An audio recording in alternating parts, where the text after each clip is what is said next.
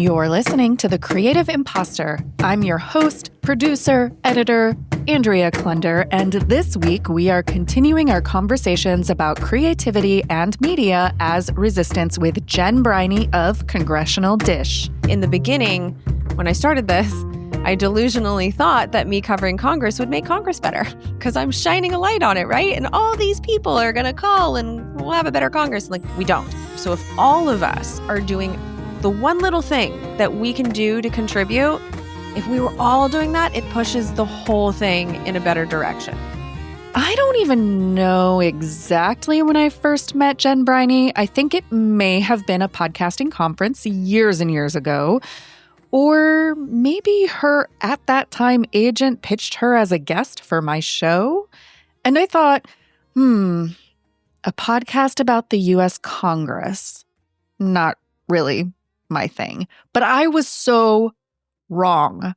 One episode, and I have been a fan ever since. And as someone who listens to dozens of podcasts every week, Congressional Dish is one of the only ones I actually pay for every month via Patreon. And you'll hear more about why later in the episode when we talk about Last Week in Congress, which I just listened to for July 7 right before recording this. And while the bill that just passed the Senate and the House of Representatives is mostly trash, including attacks on the environment, slashing Medicaid and Medicare, doing weird things to nursing homes like who needs a registered nurse on staff at those nursing homes, indefinite imprisonment of both adults and children while determining immigration status, including citizens, while the administration decides whether those people actually are citizens. There were two bright spots that Jen mentioned, and they are that the clause about preventing states from regulating AI for 10 years, that got removed, and one of the major attacks on the powers of our judicial system to keep the executive branch in check also was removed. Now, if you want to hear more, of course, after you listen to this episode, you are just going to have to go follow Congressional Dish in whatever app you're using to listen to this. And I strongly encourage you to also become a patron by contributing a small amount per month for the work that Jen does, so that you too can learn how our government actually works, because I don't know about you, but most of this stuff I definitely did not learn in school. You are also going to find in the show notes for this episode some recommended episodes that are mentioned either by me or by Jen of Congressional Dish. There's so much there. Some of it is topical and date-based, and some of it is more evergreen and informational. So you'll see a few recommended places to get started on your U.S. Congress primer. And don't worry, as you'll hear in my conversation with Jen, Congressional Dish is not boring because Jen has an incredible way of sharing information, educating, advocating in a way that holds your attention. And she gives you documentation for everything that she says so that you can verify that she's not just blowing smoke. In any case, I would love for you to enjoy this episode, check out Congressional Dish, and check the show notes for resources and more. Oh, and one more thing. This episode was live streamed and recorded as part of our Creativity and Media as Resistance series prior to the passing of that trash legislation this past week. So some things have been updated. And if you want to be the first to hear future conversations that I'm having as part of this series, be sure to follow me on LinkedIn at Andrea Klunder or YouTube at The Creative Imposter or Instagram at The Creative Imposter, though I have to warn you that Instagram is finicky with these live streams. And so definitely YouTube and LinkedIn are reliable. Instagram, well, it's an adventure. Okay, ready? Here we go. Meta. Oh, It's Zuck's don't fault. say that. We just went live on Instagram.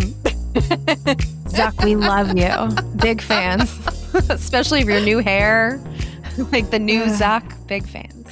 Great way to start today's episode of the Creative Imposter Live, our special series on creativity and media as resistance. I'm Andrea Klunder. I'm your host if we've never met before. And of course, I have with me a fabulous guest, the one and only Jen Briney from Congressional Dish, who I have just confirmed is a real live podcast celebrity.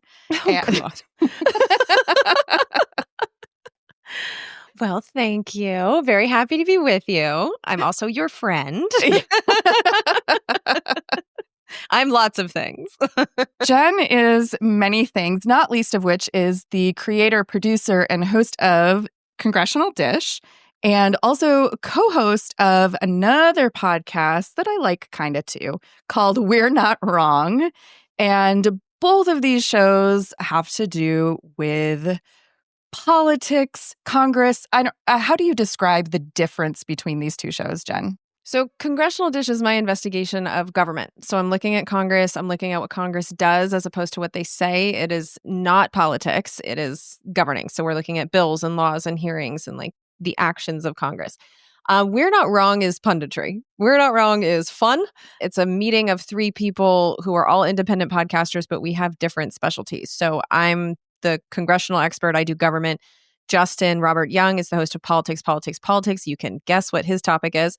And then Andrew Heaton is a beautiful soul. He is a historian. He used to work in corporate media. He used to work for Fox Business. He's a comedian. So it's just, we have very different backgrounds and we talk about what's going on in the world, but we like to model friendly conversations because we're kind to each other. We don't fight when we debate, even when we vehemently disagree. So it's actually one of the joys of my career. It's a wonderful little show, but Congressional Dish is my main baby.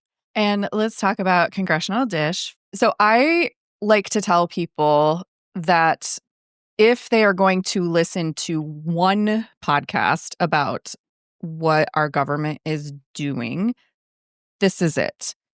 And I say that for a number of reasons. First of all, I don't like listening to politics shows in general. They make me real angry. Me too. And not to say that Congressional Dish does not make me real angry, because sometimes it does. Yeah.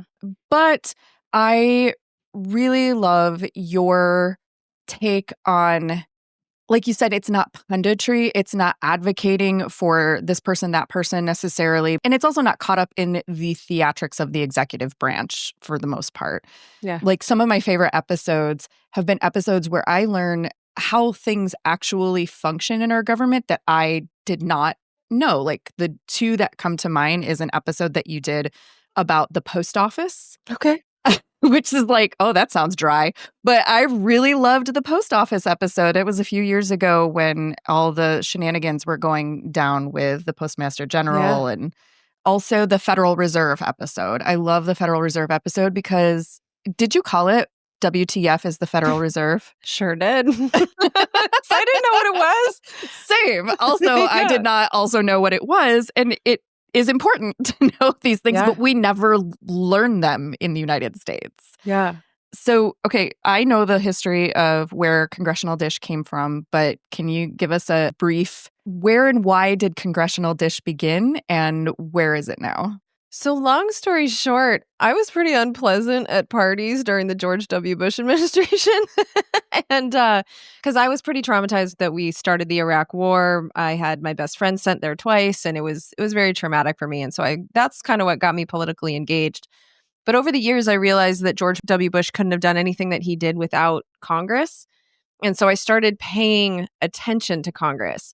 The real origin story is I was watching C-SPAN one day. I was watching a debate about an energy and water policy bill because my husband's a solar engineer. And so I was watching that, and I watched a congressman. His name is Tom Cole of Oklahoma. He is now one of the leaders in the House of Representatives. But this guy gets up there and inserts an amendment into this energy and water bill that protects secret campaign contributions and brags about it. I was like, there's no way I heard that correctly. So I went into the congressional record, found the amendment, and found the text of his speech. It was exactly what I thought it was. Turns out he had inserted it into a bunch of different stuff. And so the light bulb moment for me was actually not that, but it was when I went to the TV and the internet that day to be like, okay, who else saw this? What are they thinking about it? This is going to be a big scandal. And there was nothing. No one noticed that it happened. And so that's when I started questioning, like, how often do they do shady things and no one is aware of it? Turns out all the time. And shady things in public. Like you said, Yeah. he was bragging about it and it was part of the record. So, Yeah.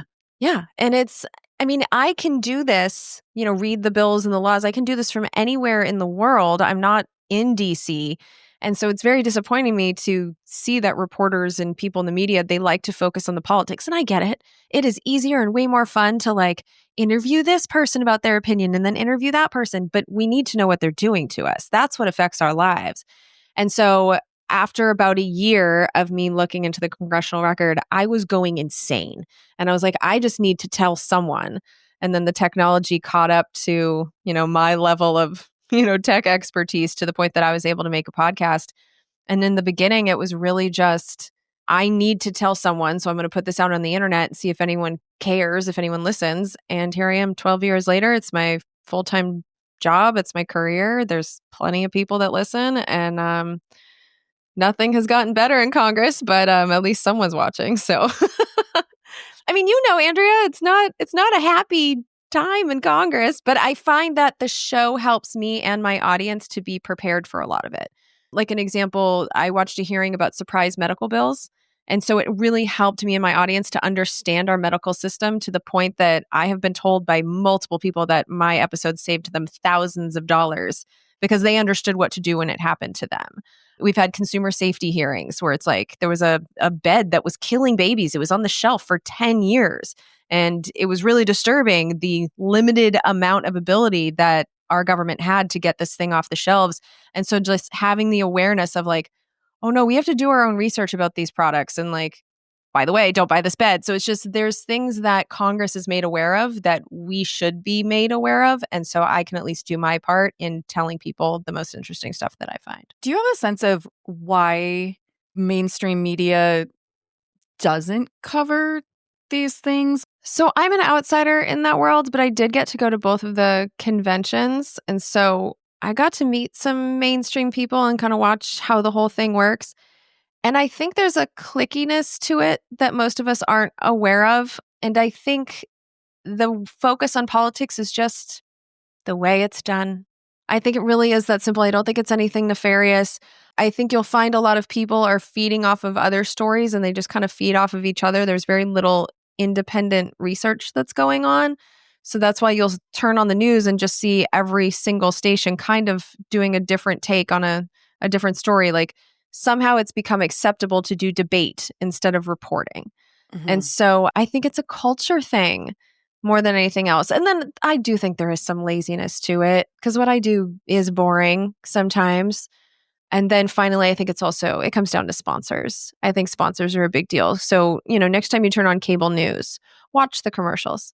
One exercise I did a while ago is I watched cable news for 1 hour and wrote down all the sponsors, and like half of them were pharmaceutical companies. And then you'll see like Raytheon and Boeing are advertising. And if you stop and think about that for a second, why are they advertising? Am I in the market for a jumbo jet? Like, no, I'm not buying a weapon systems from Raytheon. Like, I'm not the customer, but they are paying the media. And so if you're someone who's getting paid by these companies, are you really incentivized to go to the hearing where they're exposing some drug that's dangerous, but is also advertising on your program? Are you going to go and like go full throated against the waste, fraud, and abuse that's committed by these military contractors when they're the ones responsible for your paycheck? So I think there's just, there's a culture in DC media that really disincentivizes in many different ways going for certain stories. And because I'm not a part of it, I don't really have to think about any of those considerations. I'm not their friends. I'm not paid by the same companies. I'm not paid by any companies.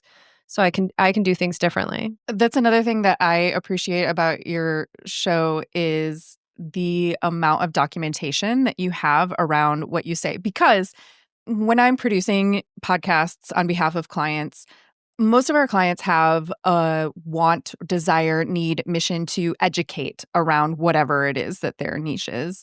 And sometimes I have to remind them that it's media and it's podcasting and it should also be entertaining. Mhm. And one thing that I enjoy is I do love your snarky, like when Snarky Jen comes out, those are typically my favorite episodes. Okay. I know good we to talked a little bit about that behind the scenes of like how much of you is in the episode that you're putting out versus not. And yet it's backed up by research and by sources. You know, if I say, well, my friend Jen said blah, blah, blah, blah, blah. And people are like, oh, yeah, well, how does she know that? Or how do you know that she's telling the truth? And I'm like, well, here's a list of sources. It's powerful. And I very rarely actually click through the resources, again, because I don't love being in politics land or in government land or in Congress land. But just knowing that they are there and that I can reference them or I can share them is like affirming to me. So I'm curious for you. You said a lot of what you do is boring. What's an average day in the life of a congressional dish producer and host? Oh man, it depends on the episode, really. My favorite episodes are the hearing episodes. So a lot of times, like if I'm out grocery shopping or walking the dog or doing pretty much anything, I have like 40 hearings on my phone right now, and I'll just be kind of listening to them in the background. And then sometimes I'll hear one and be like, oh, this is fire. So I'll bring that home. I'll watch it in my editing software and pulling out clips for that and either make it its own episode. But a lot of the episodes will have testimony from 3, 4, 5 hearings because I'm just trying to show you the story over time or whatever. I love doing those episodes. I have less fun reading bills and laws, but those are also some of the most important because those are the ones that are going to affect our lives, you know? So it's big tax cuts or the Inflation Reduction Act. Like those episodes are really important because those are making changes. And especially with our finances, you can make some really important decisions based on how the federal laws are changing. So those are the ones that are the most painful to do because reading legislation it's annoying. A lot of times it is not in plain language. You're going back and forth between current law and what they're trying to do. And it's almost like a puzzle to switch the words around to figure out what they're doing. And so, you know, sometimes I'll be staring at one page of legislation for 2 hours and it's awful. Sometimes I'll see a bill and it's 50 pages. And I'm like, okay, like that'll be like pretty quick and it takes me forever. And then I can see another bill that's 300 pages, but it's written in plain language and that one I can fly through. And AI is really no help in this regard because first of all, it's wrong all the time.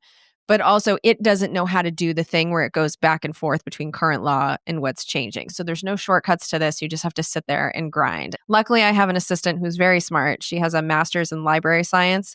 And so she's been able to kind of help me dig through some of the bigger bills. Having her has been key, but she's also the one who does our show notes. And so we've done a really good job, I think, of every single thing that we say, we're backing up. And the most common use of the show notes is for people to win arguments, which I'm very proud of because people will remember the episode, go in there and be like, see, it's in this bill. But yeah, I think that credibility is important in this era where people expect to just be trusted, where I am just a person. So it's don't trust me, but trust the information that I am presenting to you, most of its primary sources. And yeah, it's a lot of work, but that's why people pay me. Well, and that's a good point too, because you said that you are not getting money from companies or corporations or sponsors, and you are doing all this work. This is your full-time job. How do you get compensated for this work? So it's entirely listener supported. And so people pay me in whatever way works best for them. And so I do have a Patreon where I'm now giving people bonus content. So I have these weekly, well, when Congress is in session, weekly episodes called Last Week in Congress, which are much more informal. These are not fact checked, but I'm going through the daily digest, which is part of the Congressional record and just saying, this is what they did last week. Those are actually very fun. I love those. So I have a significant portion of people paying on Patreon, but some people don't want the bonus. And so they'll send me paper checks or Venmos or PayPals. There's a guy that's been paying me for 10 years in Chipotle gift cards, just all kinds of stuff. It gives me my editorial freedom. But I think what's also important is it helps me maintain the credibility, the trust, because as opposed to making media that is designed to attract advertisers, making advertisers my customers, for me, my customer is you. So I'm making a show that's valuable for you. It's not a show that is valuable so that I can sell your time. Because any podcast that is selling ads, they are selling your time to make a living. And I think it's a fundamental difference. And so, yeah, it's been unbelievably successful. I'm so proud of our business model and our community. Okay, so wait, one thing that I need to say, because I said it to you already, but I did not say it to our audience, which is that I love the Last Week in Congress episodes. Thank you. When you described it as I'm reading the congressional record and telling you what happened, that sounds so boring. You need somebody right? to write a new description I know. for what they are. But it's fascinating because, again, it's one of those things that I realized I have no flipping clue what they're doing other than what they post on social media, which is, again, more theatrics, right? And not a clear representation of what is actually happening. And the number of days that you say, yeah, they did nothing interesting, or the Senate did nothing except, name National whatever the heck day, a day after it happened. It happens so often. It's blowing my mind to the point that the audience is like, you don't have to tell us about all these days. But I'm like, the Senate has consistently been honoring and being like, this is, I don't know, National Fingernail Awareness Day, but they'll do it for a month before. So it's like, how is that raising awareness for anything? It is making me bonkers, and it just keeps happening. Yeah, that's it. And it's like little stuff like that, or the national emergencies that the president, no matter who the president is, keeps continuing. And it'll be like, we're continuing the national emergency in Belarus from 2006. And you're like, what? Like, what emergency are we talking about? And it happens like every other week. Yeah, there's a lot of weird stuff that you find in the congressional record that we're just never aware of. And also interesting to hear things that get voted on, that very often right now seem like a lot of the votes are just strictly along party lines. Yeah. And because the Republican Party has the majority everywhere, that things just kind of, it's like, meh, okay. But then occasionally it'll be like, oh, 6 Democrats voted along with them, or, oh, 2 Republicans did not vote for this. And so it's just kind of interesting to see who those people are. Was it your representative? Because, they're your representative and we don't always know. We just assume that they're voting our preferences because we elected them, but it's not always the case. Yeah. Like we've seen Tom Massey in particular. He's a Republican from Kentucky. He's in the House of Representatives.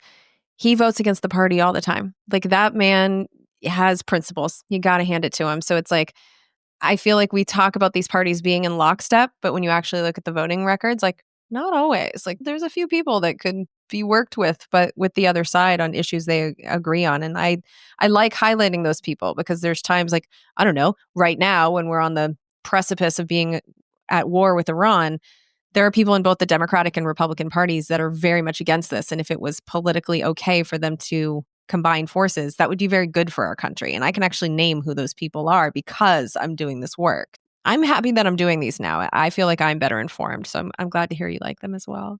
Also, right now feels like a major shit show.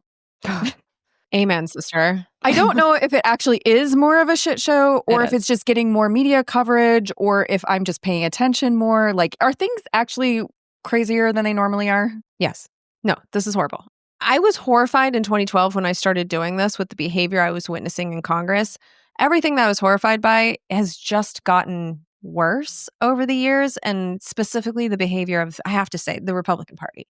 Like, they're just off the wall crazy at this point. So yes, things are worse. And I think that the second Trump administration is also worse than the first Trump administration. So I also am struggling right now. And I think we are not alone. We are not alone. These are weird, weird times. Because what I'm struggling with in particular is I'm watching all the craziness going on in the world and knowing that Trump's chaos can and should be put in check by the judicial branch and by the Congress. So I keep hearing people being like, we're in a constitutional crisis. No, we're not. We could impeach and remove the man tomorrow if there was the political will. Our system is holding. What is not working is the Republican Party. They are refusing to hold their own president accountable. And so it's like, here I am watching what's going on in Congress. They're not investigating the people that are being disappeared, who are, by the way, here legally. They're not investigating these wars that we're involved in the Middle East or in Russia and Ukraine for for that matter. So it's like there are things going on here. And when I'm looking at the list of hearings, it's all just nonsense. So I'm struggling with that a lot. And how do you choose with all of the chaos? And it seems like distractionary tactics where it's like, oh, this big thing that's being covered by the media that's like theatrical and dramatic and whatever, while there's this other thing silently going on over here that's actually more important that we're not paying attention to. And how many Congressional Dish main episodes are you doing, deep dive episodes? Right now, I can do about 2 a month. I've been able to do that pretty consistently. How do you choose where to focus or what to cover? And related to that, how do we choose as American citizens who give a shit and, want to be conscientious and want to be civically engaged, but are feeling overloaded with this onslaught of stuff? How do we choose where to focus? So how to pick what to focus, honestly, is a pretty selfish endeavor because I have to spend 2 weeks of my life on this, so I better be fascinated by it. So a lot of times it's picked based on what am I afraid of and what is Congress willing to work on. So they did have a hearing on the idea of us taking the Panama Canal. And that was a fascinating one for me because there was a whole bunch of history that I was completely unaware of. And I was also pretty unaware of the fact that we're kind of allowed to take the Panama Canal if we want to. And I was like, oh, okay, that's news to me. So it's great to be able to get this expert testimony and to hear from people who really know what they're talking about, who are not doing sound bites in 2-minute interviews on CNN. These people sit down there for 3 hours and have a conversation. And so I find that super useful. Same thing with Greenland. I also usually, if I'm reading a piece of legislation, it's when it's already law. But I made an exception with the big, beautiful bill after it passed the House because there was some horrific things in there. And we have time. Editor's note, we had time, and now we're screwed. To pressure our members of Congress to get it out, or we also have the ability to just be aware that it's in there and plan our lives accordingly. Yeah, this part. One of the things I'm most horrified by that really no one is talking about in that bill is that it essentially would legalize the indefinite detention of children along with their parents on their way to being deported, whether they came here legally or illegally. There's some really unconstitutional stuff going on here. And that's just buried in 1,028 pages of that bill. So those are the types of things where I'm like, I can sound the alarm on this. Sometimes, right now, it's not really making that much of a difference. Sometimes another journalist who's bigger than me picks it up and runs with it. So it's I pick things based on whatever I'm really curious about at the time. So if I feel like this information can help me either feel prepared or feel better, some of these episodes I get done with them and I feel better, sometimes I don't. But whatever I feel like I need to know is kind of the rabbit hole I like to go down. With the big, beautiful bill, I can't even, how do you even say know. that without throwing up in your mouth? I don't know what else to call it. They named it the Big Beautiful Bill Act. It's so dumb, but that's the name of it. You said that we have time. How much time and what is the best action that we can take? Call Congress. Call them over and over and over again. Okay, as we know, this bill has already now passed, but I am leaving this part in the episode for 2 reasons. Number 1, we need to keep calling our representatives and putting pressure, especially if you have Republican representation in the House and Senate.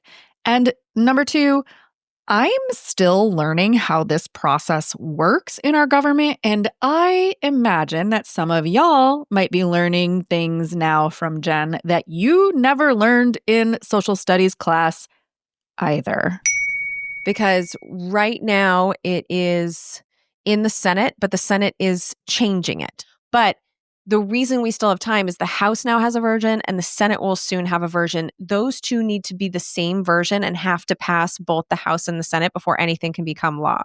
And so we're not there yet. They're still changing this thing and it's still horrifying. What's coming out of the Senate in some ways it's worse than the House version. For instance, the House version would kick 11 million people off of Medicaid, which is health insurance for poor people. The Senate version would kick 16 million off. So it's it's a bad bill. But Congress, you have to remember, they get their jobs from us. And this is still true. Like our elections are not rigged. And so when they do get a lot of people in their district calling them, being like, I'm watching you, I'm aware of what's happening, this is what I want, it does spook them. And so few people do it that you alone can make a difference by being that person who calls and calls frequently. And I have heard this from congressional staffers. I've heard this from lobbyists. Like I've heard this from the people who are in the middle of it in Washington, D.C. And it has been unanimous. Yes, your calls and emails, and especially your in-person visits, they matter. And you said that this work was hard. Yeah. What can you say about how you are taking care of yourself, sustaining yourself, protecting yourself, nourishing yourself during this time when, sure you'd rather be, because I know you and listen to your show, playing beach volleyball or hanging out with your dog or traveling or, anything else literally than having these conversations. What are you doing? So, my job's hard, but I am fascinated by this stuff. So I would rather be doing this than anything else because at least I feel like I am spending my productive hours doing something that helps in a way that I can help. One of the things, though, that I've had to get over, which in the beginning, when I started this, I delusionally thought that me covering Congress would make Congress better because I'm shining a light on it, right? And all these people are going to call and we'll have a better Congress. Like, we don't. And we keep electing these people, like 95, 96% of them keep getting their jobs back. It's awful.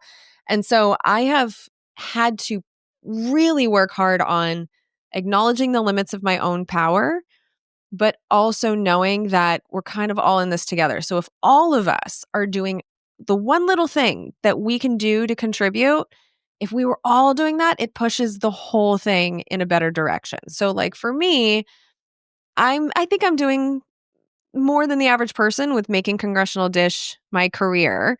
But there's lots of different ways that we can help our communities. Like some of us like to go out and peacefully protest, and like that does help. And we can get creative with it too. Like I gave you an example of a friend of mine who has a green card. And so I was like, you shouldn't protest. But when you have conversations with people back in Germany, like tell them what's really going on here. Tell them that your American friends are not a bunch of bigots that are trying to kick out every Mexican. Like tell them that that's not real. That the news, I'm in Los Angeles, has been telling us that Los Angeles is about to burn down. It's not true. And so we can do our part in spreading the truth, whether it's online or in our day-to-day conversations. Obviously, we can vote, help other people vote. Think of something that you can do it, and then go on with the rest of your day because none of us individually can solve this. That's impossible. And so I've really internalized that. So it's like I get my work done and then I do go play beach volleyball and I do go to the gym and I take days where it's like if I can't handle this mentally, if it's just making me crazy, I take the day off and I go, like I rode a 20-mile bike ride yesterday just because I couldn't do it yesterday. And that way I can come into this interview today and like feel like myself. I do give my time now in a way that I don't think I did in the past. And then there is one other change from the first Trump administration, which is an administration I didn't handle well. I feel like I was just kind of like treading water, getting through that madness.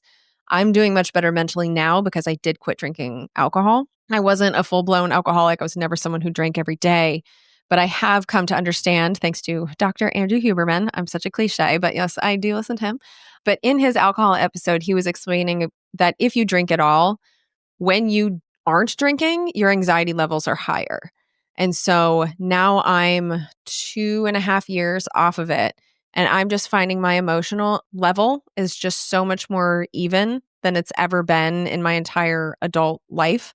And so where I'm taking care of my health now and I'm not artificially giving myself these crazy dopamine hits from the booze and then, being below baseline for weeks with anxiety issues because I decided to have a few drinks. Like it doesn't take a lot to have that anxiety issue. Like I think quitting the substances which I was using to cope with the stress of the first Trump administration, I'm just doing a lot better with it now. And I know that a lot of us we drink for fun, we drink to cope, we drink because it's the end of the day. And I've just got to tell you, like getting that crap out of my system. And I loved drinking. It's so fun. I won't say too much, but we've had some fun times together at podcast conferences. God, yeah. Like I'm that person who's going to take you to karaoke at 4 a.m. and like, yeah, like I have so much fun. But I've also found that I can be very fun without that. I do go to bed earlier and I have a lot of more like daytime athletic fun, but I'm just adding some more sports and taking out the poison for fun. I'm doing much better now than I was in the past. And I feel like in times where the things I can't control feel so chaotic, taking control of the things that I could have been very, very, very helpful. This is a big question. I love big questions. What is your vision for America? Like, if anything was possible and we could have the government and the democracy that you might dream of, Yeah. what would that look like that is not today? So when I started the show, it was based off of one idea, which was written into the Constitution and which I think is brilliant, which is that the House of Representatives can be fired in its entirety every 2 years. And that is such a beautiful way to make massive change in our government without a single shot having to be fired. Because it's the House of Representatives that controls the power of the purse. They have immense investigative powers. These are the powers that the Republicans are choosing not to use. But if we did have a mass movement where it was like, we're just firing everyone who's in there, it's like we can have a label. And what's fascinating too is you don't have to be in a political party. On a ballot, it's just you get 3 words to basically describe yourself. And a lot of people choose Democrat, Republican, Independent, Green, whatever. You don't have to. I remember Joe Rogan was trying to get people to join the Freak Party. But that is the type of thing you could do if you pick a phrase and be like, I'm one of these. And then somehow we get this movement and we just replace them all. All these people who have found the way that Washington behaves to be acceptable, if we could just clean them out and start over, not with our system, but with the personnel in charge of our system, I would love to see that. Because right now, like I said, what I witnessed at the DNC and the RNC was a culture that does not match the one that we're in. It was fascinating because I would walk out of the DNC, we call it the bubble when you're in there because like it's heavily guarded. And I would walk out of the bubble at both of these conferences. And the minute I got outside of it, I felt like I was back in a world that I recognized. But being inside the bubble with the DC people and the politicians, it felt different. And I was like, uh-oh, the people that are determining how we live, it shouldn't feel like a different world like this. And it does. And so I would like to see a mass movement of people from this world kick out them and represent workers as opposed to giant multinational corporations. Because that's really what shocked me the most when I became the host of Congressional Dish was the hold that pharmaceutical companies and fossil fuels and especially weapons manufacturers, their interests are what congressmen seem to care about more than us. Like we are labor costs to a corporation. So like for them, they benefit when our benefits are low. They benefit when our paychecks are low. And our congressmen right now are representing them, not us. And that's true really in both parties. They really lie to us when it comes to who's helping the worker. Right now, neither of the parties are. So that's what I would like to see. I would like to see a mass movement of people who want to see the paycheck earners be represented in our government, because that's what I think we're missing. And then in the process, we need to make bribery illegal. Because right now we have a political system based on legal bribery. And that's why our job application process, that's why the elections don't produce the type of people we want doing the job, because the application process and the job, they don't match. So that's kind of what I'm hoping. And in the minute I don't think that's possible, I'm done with Congressional Dish.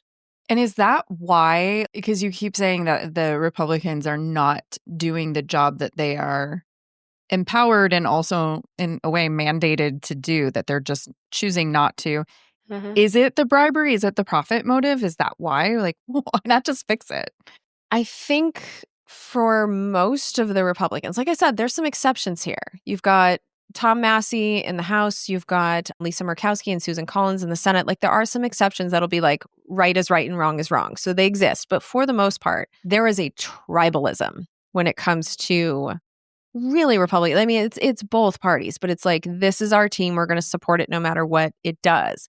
And so that's why you'll see, Trump run on, I'm going to get us out of wars in the Middle East. And now it might be, we're going to bomb Iran on behalf of Israel within 6 months of him taking office. And the Republicans are going to line up and support that for the most part. Although there is an interesting MAGA war that seems to be brewing. But there's a lot of like, it's a team thing. I'm on team Republican, no matter what they do. I'm on team Democrat, and you better fall in line. Like that was actually at the DNC, that was very creepy to me, the way that people were falling in line behind Kamala, despite the fact that absolutely no one voted for her to be the nominee. And that was something that it was very clear. They did not want to have conversations about that at the DNC. I think there's a lot of just, you fall in line. You do what leadership says. We are a team is what it is. I don't think they're making decisions on right or wrong. I think they're making their decisions on, this is what the party wants me to do. So how do we get to that vision of having representatives apply for the job and earn the job, win the job, of being our congressional representatives? How do we get to that point where the working class, you and I, are actually being represented? I do that all the time. That's a tough word. This is why podcasts normally get edited. Yeah. How do we get from where we are right now and this disaster that we're in, this hellscape that we're in, to this vision of having actual representation in Congress rather than just the corporate class being represented? So we're going outside my expertise now because that's more politics than government. But what I can say is that I think the first step is awareness of who your representative is and what they do, as opposed to what they say. Because one of the things that I just find endlessly fascinating is how easy it is for these people to lie to us about what they do. And like the Republican Party is just the masters of this. Like going to the RNC and watching them pretend to be the representatives of working people.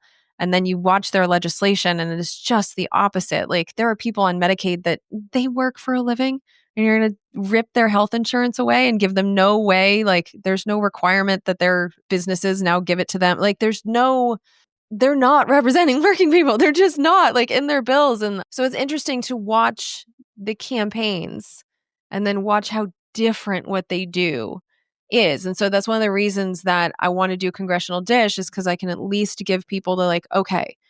And I do this right before every election where it's like, okay, here's 5 to 10 things that you can really judge someone on. This is an easy to understand bill. You can see where they are on the issue. Here's their voting record. If we could make that common practice, because you only have 3 people in Congress. You have 2 senators and you only have 1 up for election at a time, but you have 1 member of the House that's on the ballot every 2 years. And so that's 3 people that you're responsible for. If we made it just an autopilot thing that we do, that we check their voting records, I think you're going to see a lot fewer people get reelected because there are some just horrific votes that are taken, but they're so far under the radar. So that's what I'm trying to do in my small way. We're going to need a bigger media spotlight on Congress to make this happen. So I think awareness is the first step, and then it can go from there. But as long as the conversation is politics and their word is taken as gospel, like that's a problem.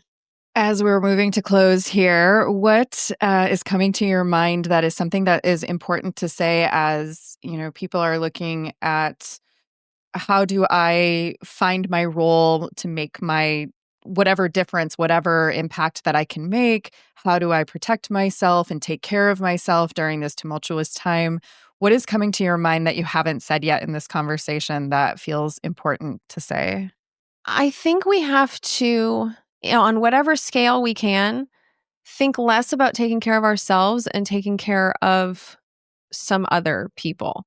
Like for me, I've decided that my mission with Congressional Dish is no longer to change Congress, but to just prepare the people who listen to my show as best I can for whatever is coming in whatever way I can. So whether that's reading a bill and letting you know how it'll affect your finances, or whether it's letting you know about, products or whatever Congress is being told. If it's something that I think you need to be aware of, that's how I can play a role. You can also do that on a smaller scale in your own community. Right now we have a lot of people. I'm in Los Angeles.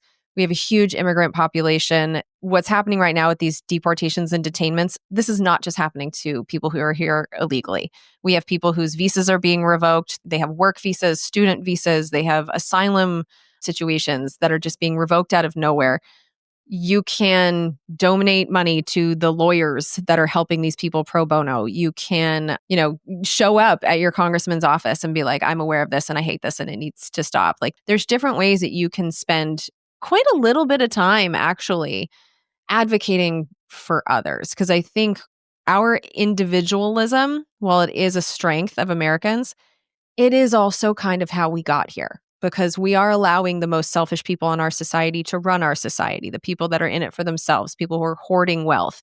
And so I think it's up to the rest of us to really bring back the idea of we are one nation, we are a collective, we do care about each other, and we do need to have some kind of safety net so that no one just fails in America, because it's dangerous for all of us. We've all seen people on the streets in the cities that are treated like animals, and desperate people do desperate things. So it's dangerous for us to have people that are desperately poor. And I can tell you what the Republicans are doing now are not going to make the situation any better. We're going to have more people in those situations. So I think take care of yourself, yes, but also start thinking about your community. And if we all did that, if we all took care of even a few people beyond ourselves, we'd be in a much, much better place politically and just like physically in the United States. Well said. Please do listen to Congressional Dish. I very rarely tell people also become a patron and support this podcaster, but Jen is one of the top of who I would say to do that. I think that what you're doing with Last Week in Congress is just so illuminating. I have only learned about my government from two places. One is Schoolhouse Rock as a child. Me too. And then I sort of didn't learn anything else until meeting you. Oh my gosh. So, Schoolhouse Rock and Congressional Dish are my 2 points of reference for government. That's flattering and terrifying. That's just so wrong. I'm glad I can be there for you, but I should not be playing that big of a role. But thank you. Thank you for listening and supporting and having me on. This is fun. The Creative Imposter is produced, hosted, and edited by me, Andrea Klunder. Our theme music is by Jovia Armstrong. And this week, if you don't know already, please find out who your 3 representatives are in Congress, House and Senate, and find out how they voted on this piece of trash legislation that just passed this month. Let them know how you feel about their actions, or lack thereof, and let that reflect your choices at the midterms in 2026.